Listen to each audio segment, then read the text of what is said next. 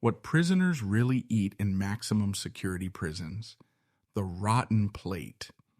Imagine this.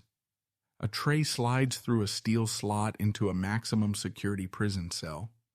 The inmate picks it up, hungry, exhausted, locked in for 23 hours a day. But when he looks down, his stomach turns. The food is crawling with maggots. The bread is green with mold. The beans smell so sour they could make you gag from across the room. And yet, this is his meal. This is what keeps him alive inside one of the harshest prisons in America. For years, prisoners have whispered about it, written lawsuits about it, and even risked riots over it. The truth about what they really eat in maximum security prisons. But here's the shocking part. This isn't just one prison or one bad day in the kitchen. Reports from across the United States tell of food so rotten and contaminated that even stray animals on the streets wouldn't touch it. And still, these are the meals served to men and women behind bars. So the question is, how bad can it really get? And why is no one stopping it? The mystery meat.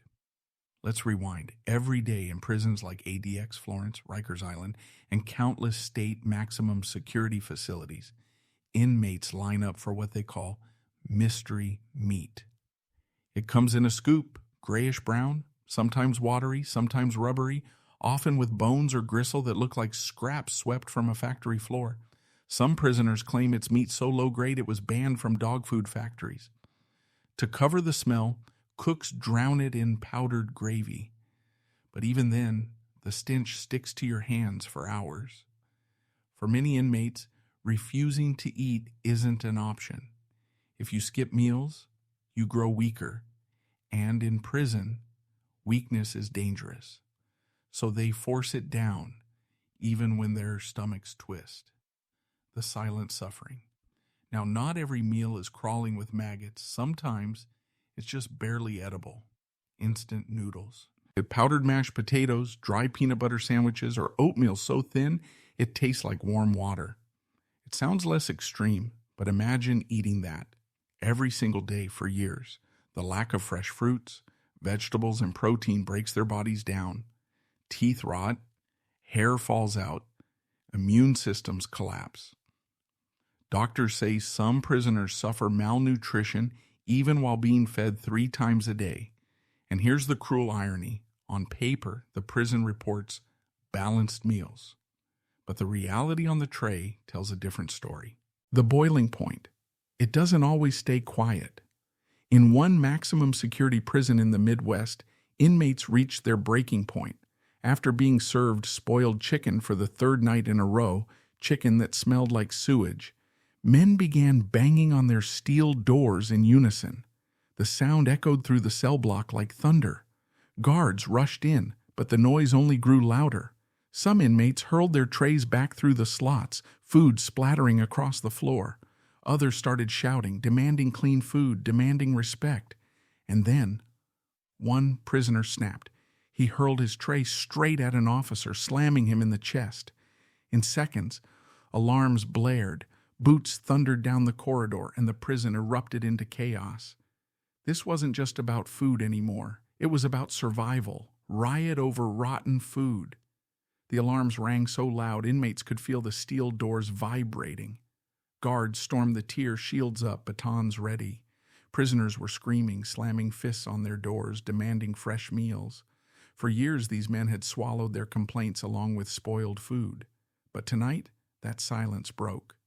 And what started with one rotten tray of chicken was now turning into a full-blown uprising. The negotiation that never was. When order finally returned, the prison warden promised change. He called in a meeting with staff, claiming food quality would improve immediately. But behind closed doors, the truth was different. The kitchen budget was slashed to the bone. Contracts went to the cheapest vendors. Sometimes companies already fined for selling unsafe food. Officers knew it. Inmates knew it. But still nothing changed. Instead of better meals, prisoners received colder food, smaller portions, and sometimes meals delivered hours late. For those locked down 23 hours a day, food was more than survival. It was the only thing they could control. And every bad tray felt like another way the system was breaking them down. Desperation meals. Some inmates tried to fight back in quiet ways. They traded, smuggled, and invented. A man might save packets of ramen from the commissary, mixing it with crushed chips and hot water to make prison lasagna. Others hid onions or seasoning stolen from the kitchen, trading them like currency. But not everyone had money for commissary. Poorer inmates were left with whatever the prison served, often rice hard as rocks, meat with strange veins, or beans so salty they burned the tongue. This silent suffering didn't make headlines. But inside those cells, the anger kept growing. The boiling over. Then it happened again. Months after the first incident, prisoners at a southern maximum security facility were served taco night. Only this time, the ground beef had been sitting out for hours. Dozens of inmates fell violently sick. Some collapsed on their cell floors, clutching their stomachs. Others vomited until they were too weak to move. When medical staff arrived, they found men dehydrated, pale, and shaking. Several had to be rushed to the infirmary. Word spread fast across the prison block.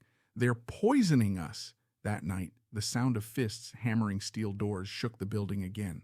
This time, guards didn't wait. They came in with tear gas, spraying through food slots, choking men who could barely breathe. All of this, over the food. The one thing every prisoner depends on to live. Riot over rotten food. The gas burned their eyes. Men coughed, gagged, and fell to the floor, their trays of food scattered everywhere. In the chaos, guards shouted commands over the echo of steel doors rattling. By morning, the air was heavy with silence. The riot was over, but the scars remained, both on the prisoners who had suffered food poisoning and on the prison itself. Yet outside those walls, very few people knew what had happened. Reports were written, but most never left the warden's desk. To the public, the incident didn't exist. Lawsuits from the inside. But some prisoners refused to stay silent. A handful filed lawsuits, writing letters to courts describing food filled with maggots, mold, and even rat droppings. One man claimed he was served a slice of bread so green with fungus that he kept it hidden, later showing it to his lawyer. Another described being hospitalized after eating chicken that tasted like bleach. These lawsuits rarely won. Judges often dismissed them as exaggerations. But over time, the complaints piled up. Different prisons, different states, the same story. Rotten food, sick inmates, no accountability, hidden behind contracts. The deeper investigators dug, the clearer the picture became. Many maximum security prisons had signed contracts with private food service companies. These corporations were paid millions of dollars to feed inmates, but to maximize profit, they often bought the cheapest food available. Expired milk, meat past its date, powdered eggs that smelled like sulfur. The cheaper it was, the more money left in the company's pocket. And in prison, where inmates had no choice but to eat what they were given, it was the perfect setup for abuse. When anger turns to violence. The breaking point came at a facility in the Midwest. Once again, inmates were served spoiled food, this time fish that reeked like sewage. At first, men refused to touch it, but when guards insisted, tempers flared. A group of inmates hurled their trays to the ground, shouting that they would not be treated like animals. In an instant, the protest turned violent. Dozens of men rushed the dining hall, flipping tables, throwing chairs, and clashing with officers. Pepper spray filled the air. Alarms rang. The prison went into lockdown. And as one officer was dragged out on a stretcher, bleeding from a head wound, the message became clear. Bad food wasn't just making inmates sick, it was turning prisons into war zones. Corruption on the menu. The riot left the prison shaken, but it didn't stop the cycle. Behind the scenes, food companies and prison officials were locked in quiet deals. Every dollar saved on food meant more money left over for the contractors, and in some cases, kickbacks for those in power. Inmates knew it. They whispered about it from cell to cell. We're eating garbage so somebody else can get rich. But the real shock came when investigative reporters uncovered records showing prisons spending less than $1.30 a day to feed an inmate. Think about that.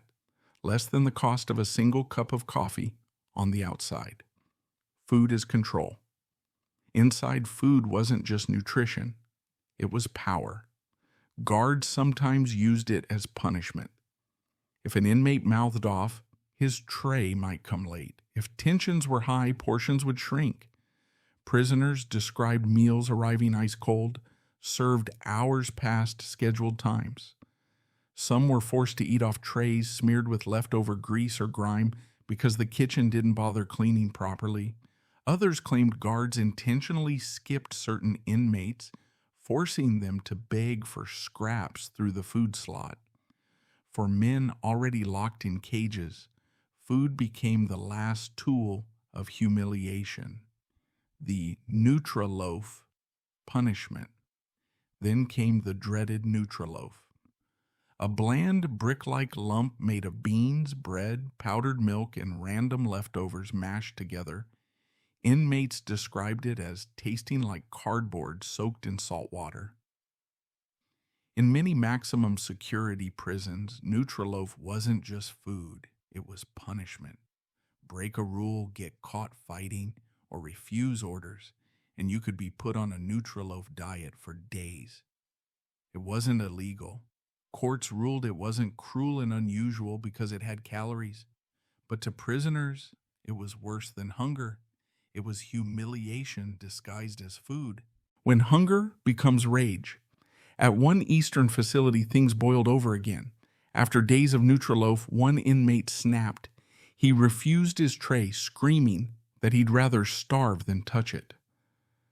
Others began banging on their doors in solidarity.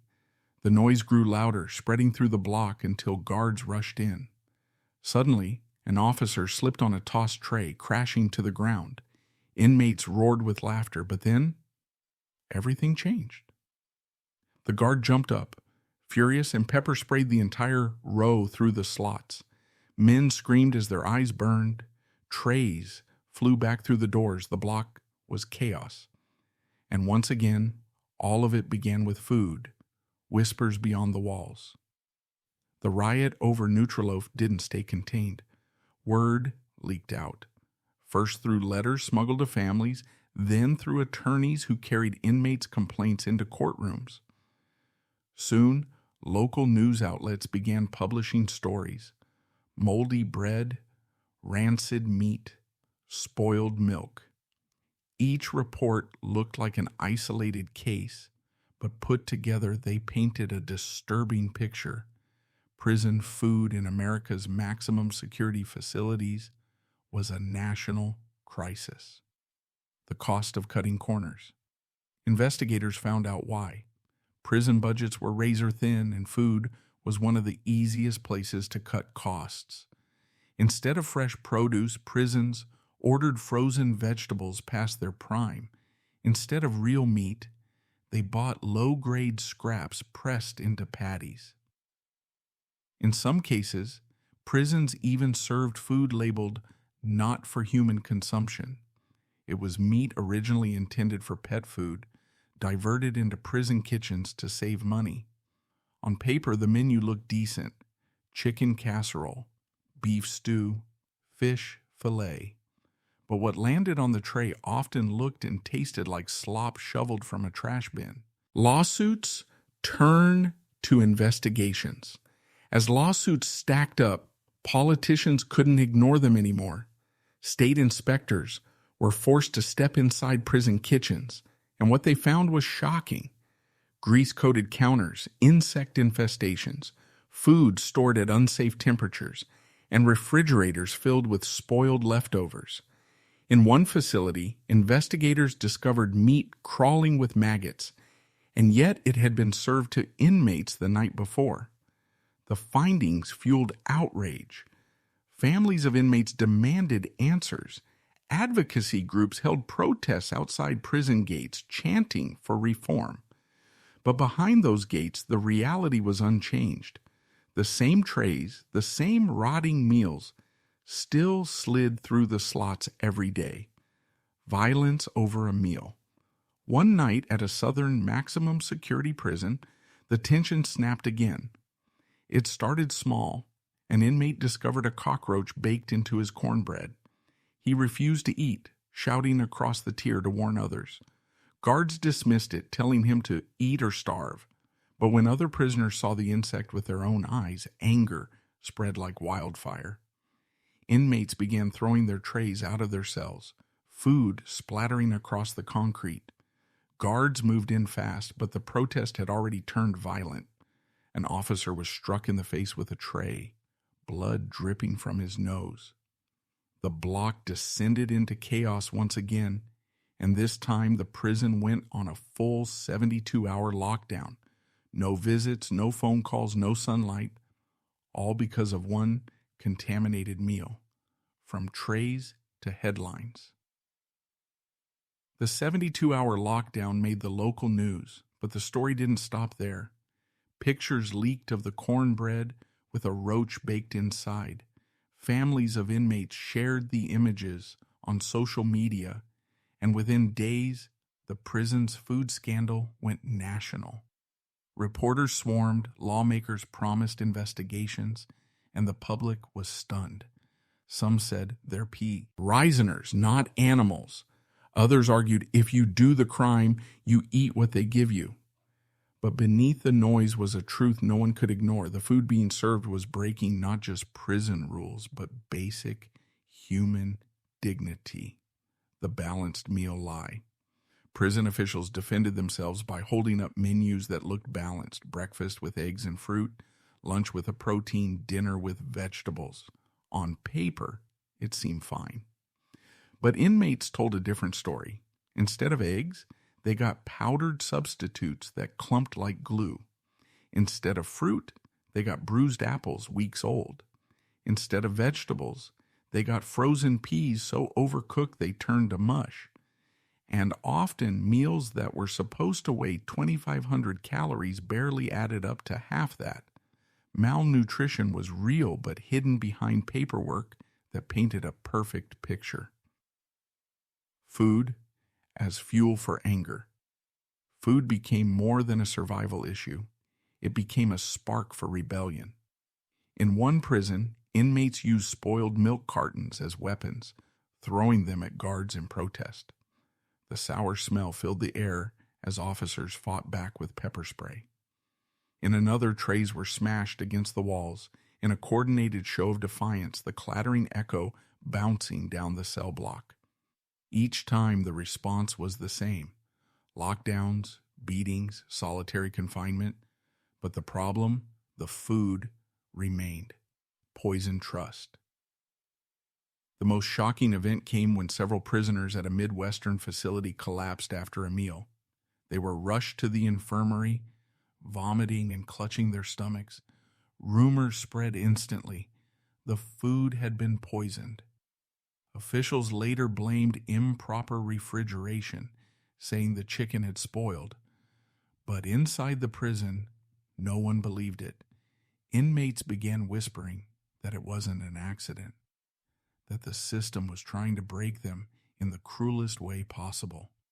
From that day forward, trust bets weaned the prisoners, and the food on their trays was gone. Every bite felt like a gamble with their health.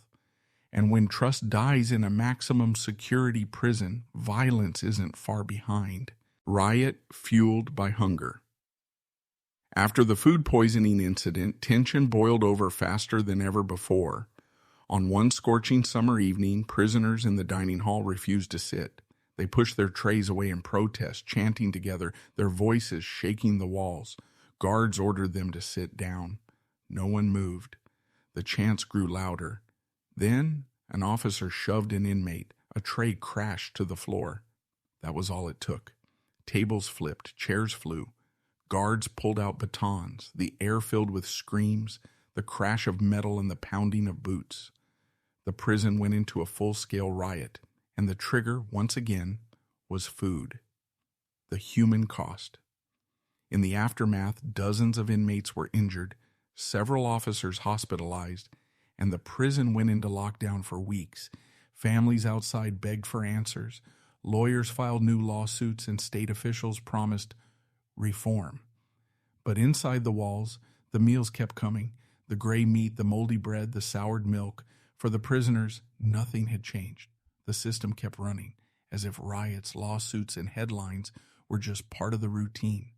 Why it matters. It's easy to dismiss it all with one thought. They're criminals. They deserve it. But here's the truth most people don't see. Prison food isn't just about inmates. It's about us. Prisons are funded by taxpayer dollars. Every spoiled tray, every wasted meal, every corrupt contract is money drained from the public. And when bad food sparks riots, the cost of damages, lawsuits, and medical care skyrockets, costs that come back to the community. Beyond the dollars, there's the human reality. Prison food reveals how society chooses to treat those it locks away. Are they still people, or just bodies to be fed scraps until their sentence runs out? So the next time you hear about a prison riot, remember this. Sometimes it doesn't start with gangs or weapons. And sometimes it starts with something as simple as a rotten piece of bread or a scoop of spoiled meat. Because inside maximum security prisons, food isn't just fuel. It's power. It's control. It's survival. And until the truth of what prisoners really eat is faced head-on, the cycle of hunger, anger, and violence will keep repeating, hidden behind steel doors, far from the public eye. This is the reality of prison food, and it's a reality that should leave every one of us asking if this is how we feed the forgotten. What does it say about us?